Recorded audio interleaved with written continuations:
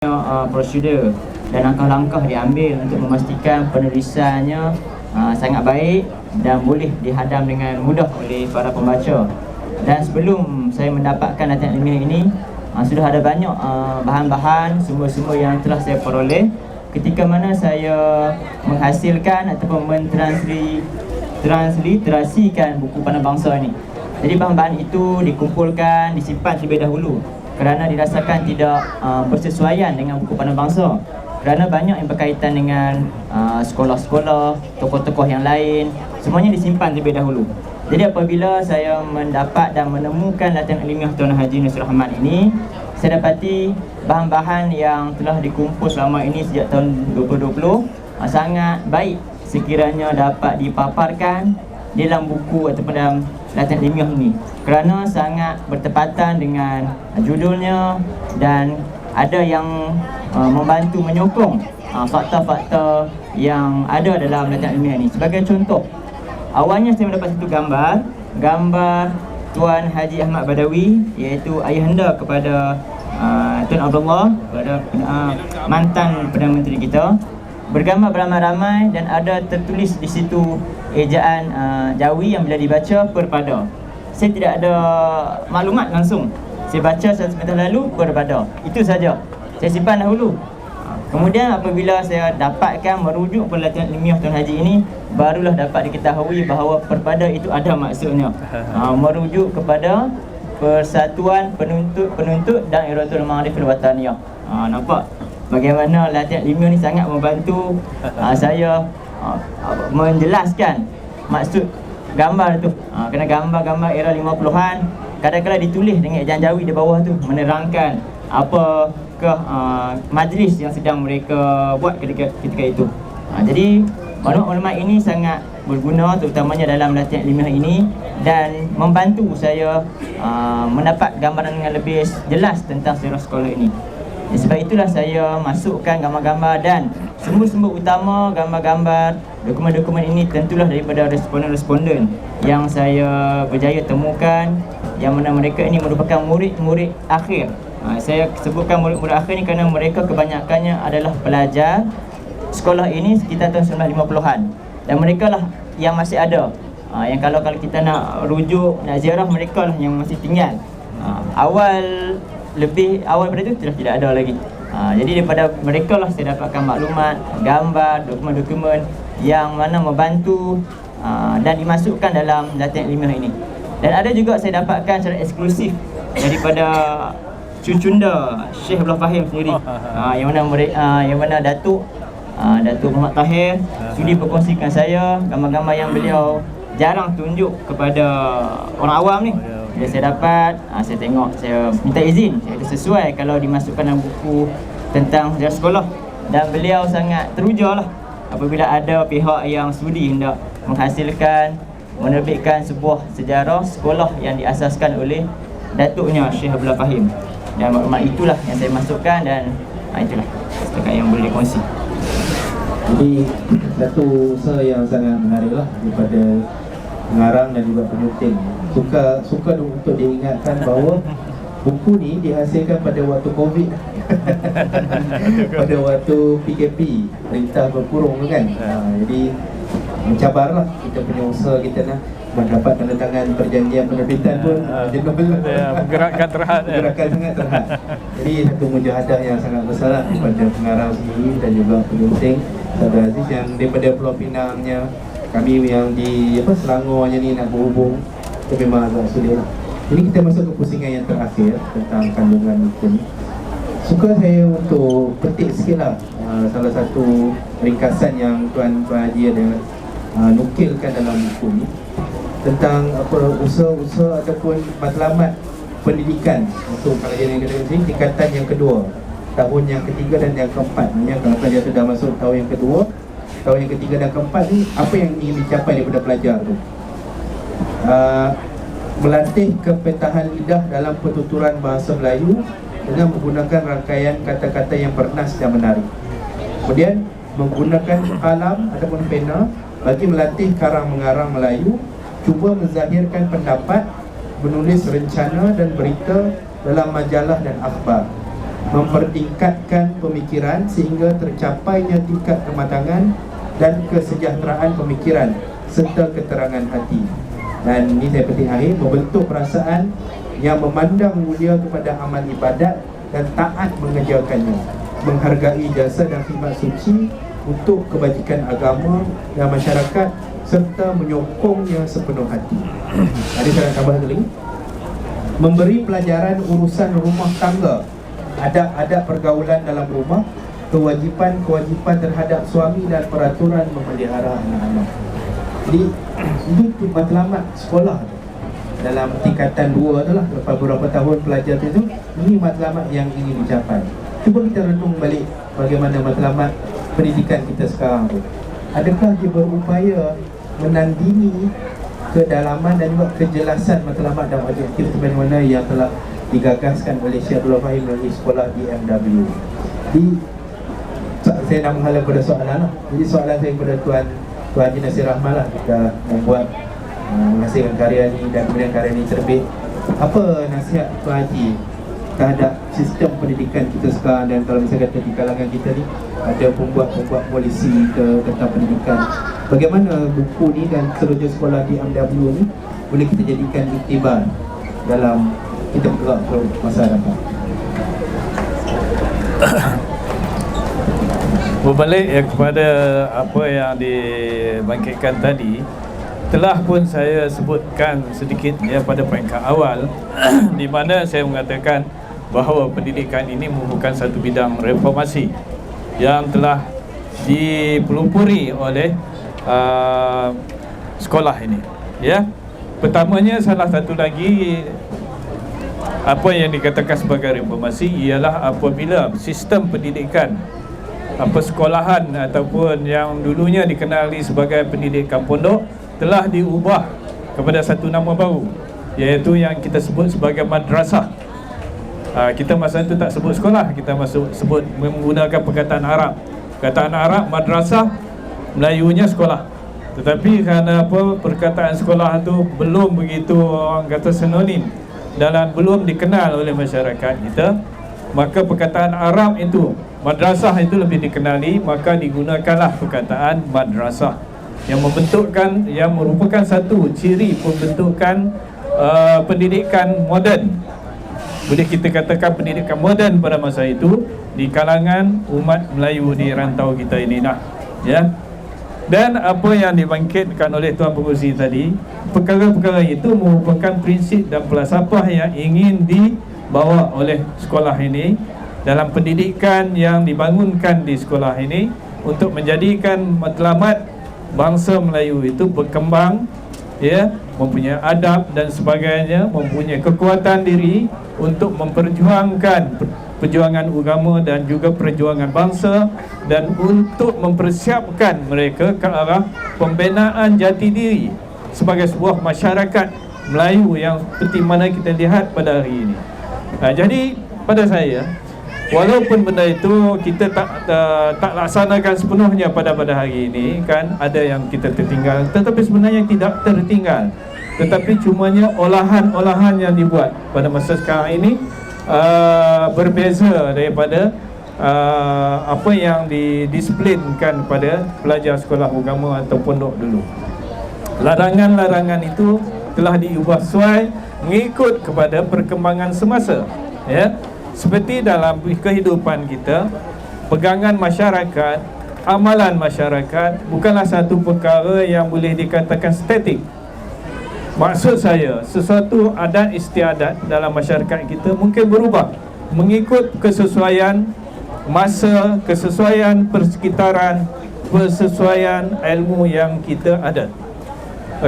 Mungkin boleh meningkat atau mungkin kurang atau berubah kepada satu pendekatan ataupun kepada satu arah yang baru. Dari segi kita katakan yang simple, paling mudah.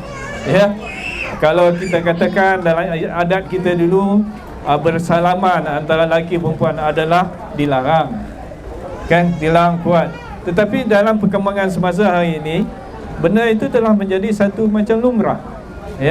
Walaupun mungkin pada peringkat mulanya berlapik juga tangannya, tetapi lama-lama lapik tangan lelaki perempuan tu dah kurang, dah terus sekali ya. Tapi bermaknanya kesesuaian itu berubah mengikut kesesuaian zaman dan mengikut kepahaman yang ada pada masyarakat masa tersebut. Ya. Pegangan agama juga adalah selalunya tidak begitu terlampau statik. Maknanya penemuan-penemuan oleh ulama-ulama baru dengan dalil-dalil yang baru boleh membolehkan perubahan. Kalau sebenarnya ulama-ulama sebelum ini ya, sebelum madrasah ini wujud, pencampuran pelajar lelaki dan perempuan tidak dibenarkan. Malah perempuan tidak digalakkan untuk belajar. Tetapi apabila adanya sekolah madrasah ini didirikan, maka kita dah diperkenalkan pencampuran pembelajaran di antara pelajar lelaki dan perempuan yang dipisahkan dalam blok-blok yang berpisah. Tetapi bila adanya modernisasi dalam pendidikan akademik dan sebagainya, di sekolah-sekolah menengah biasa dan sebagainya, maka benda-benda itu telah diserap ya di kalangan sekolah agama. Pencampuran kelas antara lelaki dan perempuan juga berlaku di sekolah agama. Jadi inilah apa yang saya katakan tadi di peringkat awal tadi, bahawa nilai dan juga pahaman yang ada dalam suatu masyarakat akan berubah mengikut kesesuaian masa yang bersesuaian dengan pegangan agama kita dan bersesuaian dengan masyarakat semasa. Jadi benda-benda begini, maka para ulama akan bermuhasabah, muhamalah dan sebagainya, membawa dalil-dalil yang mana yang bersesuaian yang boleh kita amalkan. Ini merupakan satu dinamik perubahan masyarakat yang akan mencetuskan kepada kemajuan dalam masyarakat tersebut. Jadi seperti apa yang kita katakan tadi, yang Tuan Pengerusi bacakan tadi itu, kita tak semestinya mengikut daripada peringkat awal sampai ke akhirnya begitu. Tetapi benda ni akan berkembang dari semasa ke semasa dan akan disesuaikan dengan persekitaran masa yang ada. Mana nilai yang baik dan nilai itu perlu dikekalkan, maka kita akan kekalkan, dilaksanakan. Okey, manakala yang tidak, maknanya bukan kata tidak baik, tetapi kurang memberi manfaat, mungkin ada memberikan sikit halangan dan sebagainya, maka mungkin benda itu ditinggalkan dan diganti dengan pegangan-pegangan yang baru. Jadi dalam hidup kita ni, adat istiadat bukanlah satu perkara yang statik. Yang statik adalah hukum agama. Dan penyesuaian hukum agama dan adat akan sentiasa berubah mengikut peredaran masa dan mengikut dalil-dalil yang dikemuka akan dihujahkan oleh para alim ulama kita dan cerdik pandai kita. Dan inilah yang selalunya digunakan dalam ijtihad ilmu dan sebagainya dalam hukum agama dan juga beberapa perkara lain yang berkaitan dengan kemajuan bangsa, untuk kita menjadi satu bangsa yang dinamik, maju, boleh standing dengan bangsa-bangsa asing di negara Malaysia dan juga di peringkat internasional. Di mana sekarang ni bangsa Melayu kita bukan saja dipandang sebagai, kalau dulu ya, zaman dulu masyarakat Melayu, orang Melayu dianggap sebagai masyarakat kampungan yang tidak makan tak dihormati dan sebagainya. Tetapi hari ini anak Melayu telah mencapai kejayaan sampai ke bulan. Ya. Saya lupa kapten apa ya, yang Muzaffar. Ya, anak Melayu dah sampai ke bulan. Ini merupakan satu kejayaan. Bukan saja kepada bangsa Melayu, tetapi kepada bangsa-bangsa yang lain juga yang merupakan umat Islam. Ya. Kerana kita tak ada lagi ya umat Islam di negara lain pun yang sampai ke bulan. Tapi anak Melayu kita telah pun ya, anak Melayu Islam kita telah pun sampai ke bulan. Macam mana dia sampai itu tak kisahlah. Yang pentingnya bagaimana kemajuan masyarakat kita ya, pemerintah kita memberi satu motivasi meningkatkan imej bangsa Melayu di persada peringkat internasional antarabangsa. Ini satu kita perlu ingat bagi kita semua generasi Melayu yang ada di sini hari ini, bahawa sesuatu pahaman yang ada dalam agama kita ini, ada yang adat istiadat kita, dia tidak statik selama-lamanya. Dia akan diubah sesuai mengikut hukum agama dan mengikut hukum persekitaran yang ada. Dan ini perlu kita terima sebagai satu mobilisation untuk kita berkembang maju, untuk menjadi satu bangsa yang ternama dan satu bangsa yang dihormati di peringkat antarabangsa.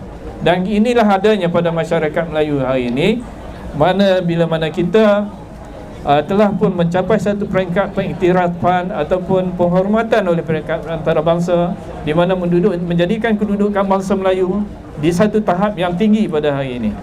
Dan nama Melayu itu pun, kalau kita lihat ya, pengertian Melayu sendiri itu pun satu pengertian yang cukup dinamik pada saya lah.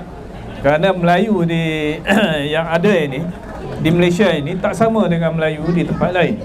Okey, ini kita perlu faham ya. Di Malaysia ini Melayunya mungkin terdiri orang Johor, orang Banjar, orang asal Melayu, orang sebagainya lah. Tetapi pahamannya yang paling penting bila dikatakan Melayu kita di Malaysia ialah mestinya beragama Islam, mengamal adat istiadat Melayu dan bercakap dalam bahasa Melayu. Ini 3 asas. Kita ada Melayu di Indonesia, kita ada Melayu di tempat luar.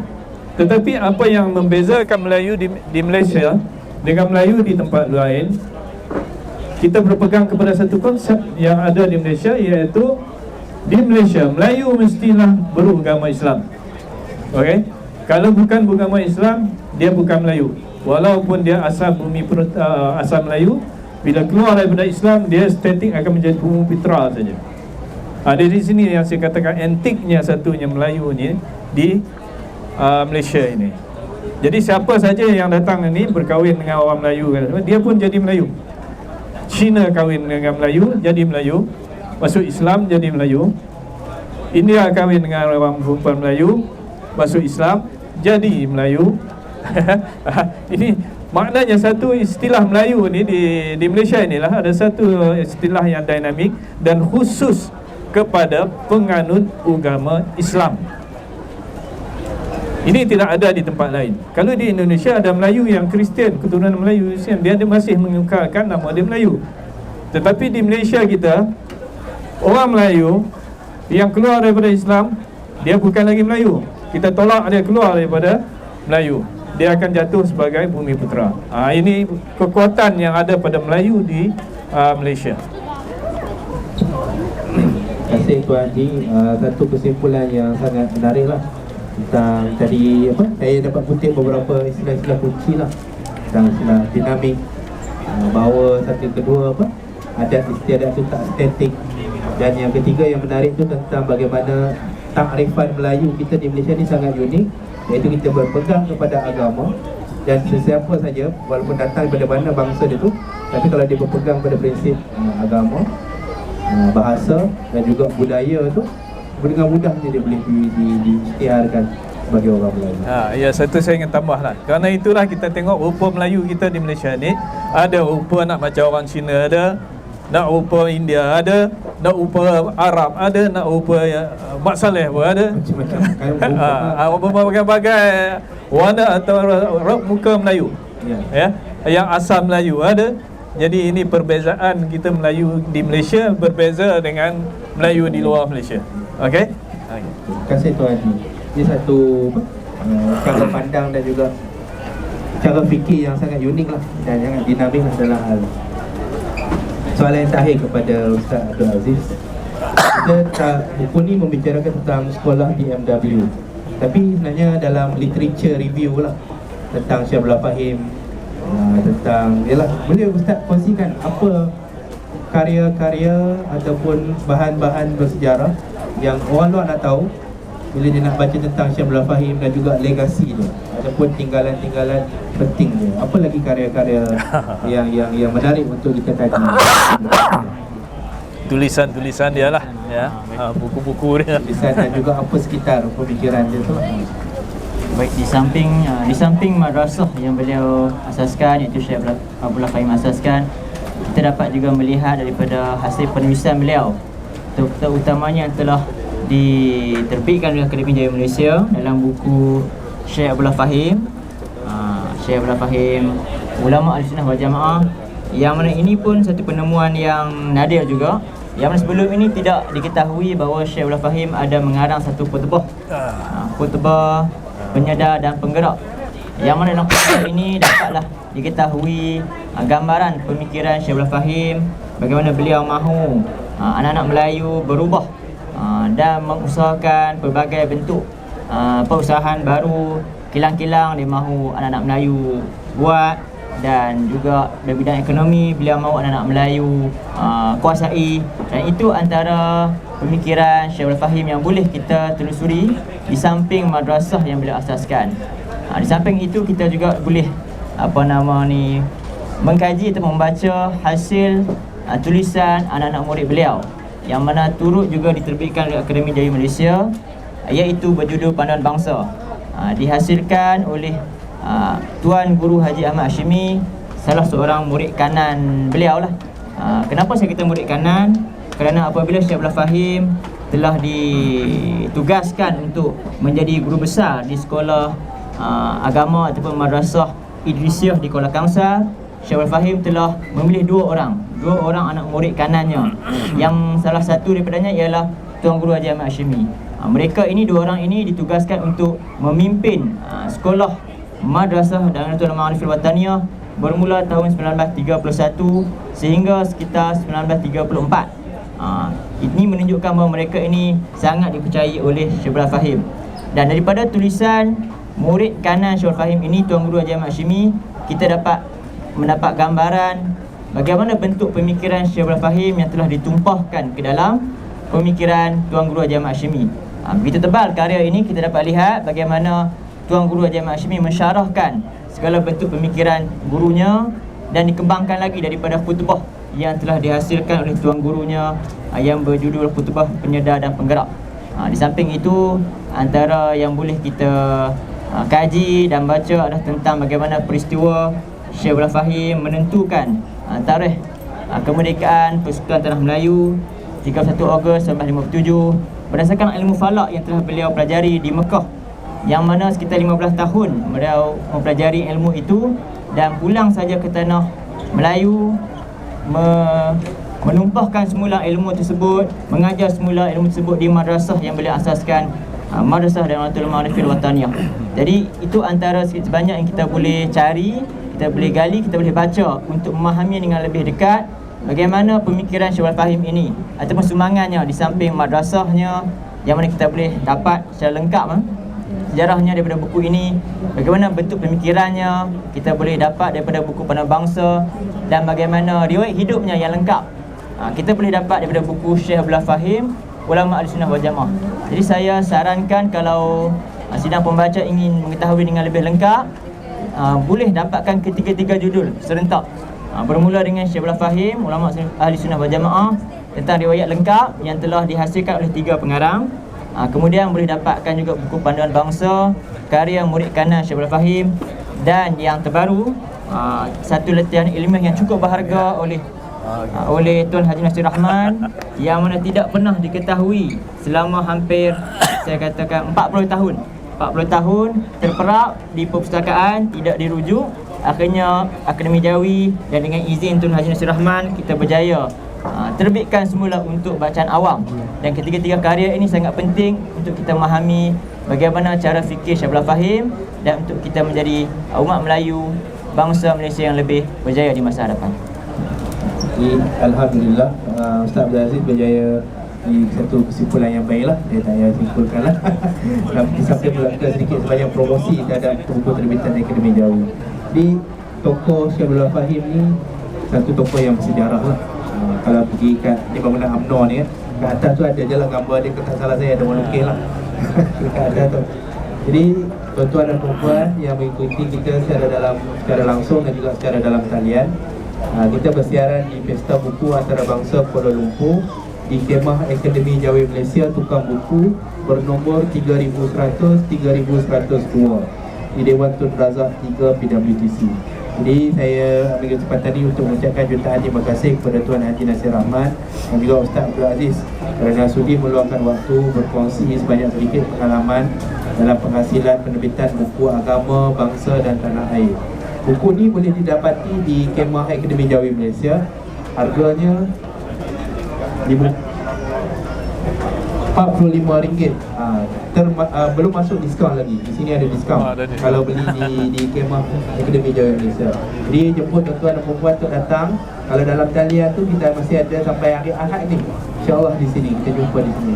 Sekian wabillahi taufiq wa hidayah. Wassalamualaikum warahmatullahi wabarakatuh. Waalaikumsalam warahmatullahi wabarakatuh. Alhamdulillah. Nanti